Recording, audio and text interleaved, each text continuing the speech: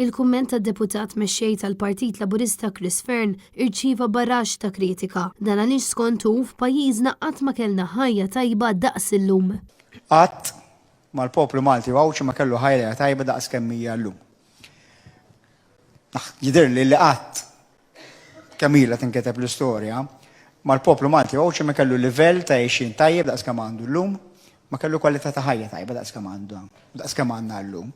Jiena ċert illi kull fatti juru, sa ngħidilkom kif illi għandna bħalissa ġewwa pajjiżna l-aħjar kwalità ta' ħajja li qatt kellna. ċar illi qatt daqs illum mal-poplu Malti ma kien jgħix tajjeb daqs kemm qegħdin ngħixu. Però da ma ġarax b'kombinazzjoni, ma ġarax għax San Pawl inserta iħobna jew. Wieħed minn dawk li kritikaw dan il-kumment kien il-kap tad-Dipartiment tal-Public Policy fl-Università ta' Malta, Mario Thomas Vassallo, f'intervista waqt il-programm NetLife, fejn insista li dak li qal Fearn kien pjuttost fieraħ u bla bażi. Jiena nemmen illi dak li qal Chris Fearn aħfir li ngħid imma hekk huwa kumment ażatat. Għax biex inti tasal b'mod daqshekk kategoriku tgħid qatt fl-istorja ta' Malta, ġifieri fejn ir-riċerka, ġifieri akademiku. Tin ir-riċerkaw ħalli naraw il-kategorazzjoni tiegħek, l-assertifikat tiegħek hijiex firħa jew le. Mal-politiċi biex inkunu ferma Dr. Chris Fearn għandhom tendenza jagħmlu hekk, jiġifieri naf niftakru r-rebbija ġdida ta' Fenekadami u l-bqija. Jiġifieri għandhom tendenza li jiġġeneralizzaw, però dak fih innifsu huwa kumment eżatt. U fil-fatt merieħ mhux jien qed immerieħ, merieħ il-Ministru sieħbu illi ma kienx daqshekk D'Artagnan u qal il-livell tieb, ma qalx l-aħjar darba.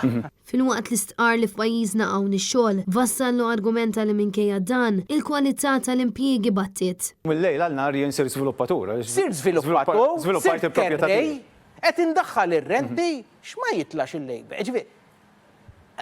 Sa ċertu punt, il-ċertu nies għamilhom sinjuri żgħar. Kien il-byproduct imma ta' da kollu? Żgur, inti għandek tiġiġa li tbid bajda kuljum tad-deb, u mbagħad toft ilha żaqqa biex nieħu l-bajt kollu f'ġimgħa waħda.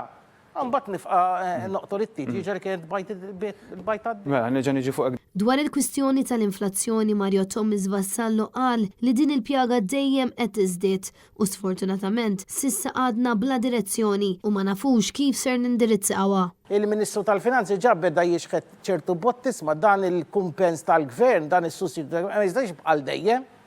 Fl-istess ħin issa se jkollok mal-vittmi tal-gwerra mhux konflitt. Fl-Iżrael u Palestina il-biraħ tlura mill-ewwel il-bramel taż-żejt reġgħu għolew.